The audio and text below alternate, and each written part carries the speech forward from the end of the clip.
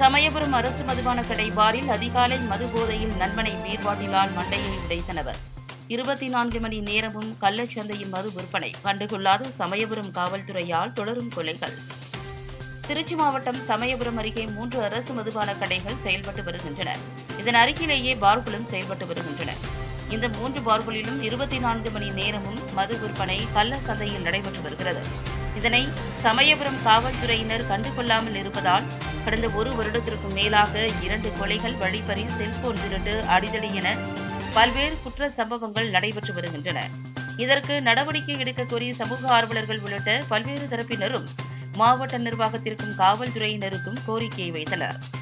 சமயபுரம் மாரியம்மன் கோவில் அருகிலேயே காவல் நிலையம் இருந்தும் 1 கிலோமீட்டருக்குள்ளேயே இருக்கும் மதுபான பார்களில் நடக்கும் கள்ளச்சந்தை விற்பனையை காவல்துறை கண்டுகொள்ளாமல் இருப்பதால் பல்வேறு குற்ற சம்பவங்கள் நடைபெற்று வருகிறது. இந்த நிலையில் இன்று திருச்சி மாவட்டம் சமயபுரம் அருகே மாடக்குடி கிராமத்தில் வசிப்பவர்கள் கருப்புசாமியின் மகன் ஆட்டோ ஓட்டுநரான விஜய் மற்றும் ரமேஷின் மகனான மாயா அஜித் நண்பர்களான இருவரும் தினமும் ஆட்டோவில் வரும் வருமானத்தில் இரவு நேரத்தில் கள்ளச்சந்தையில் விற்பனையாகும் மதுவை குடித்து ஆட்டோ ஓட்டி வந்துள்ளனர். இன்று அதிகாலை 3:30 மணி அளவில் சமயபுரம் 4 ரோடு பகுதியில் மகாலிங்கம், தயாளன் இவர்கள் இருவருக்கும் சொந்தமான பாரிலேயே கள்ளத்தனமாக மது விற்பனை நடைபெற்றது.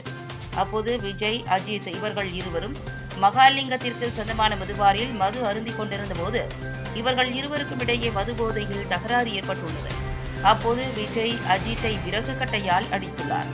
இதில் உச்ச போதையில் இருந்த அஜித் மதுபான பாரின் வெளியே வந்து பீர் பாட்டிலை உடைத்து விஜயின் தலையில் அடித்ததில் ரத்தம் சொட்ட சொட்ட விஜய் அந்த பகுதியிலேயே மயங்கி விழுந்தார்.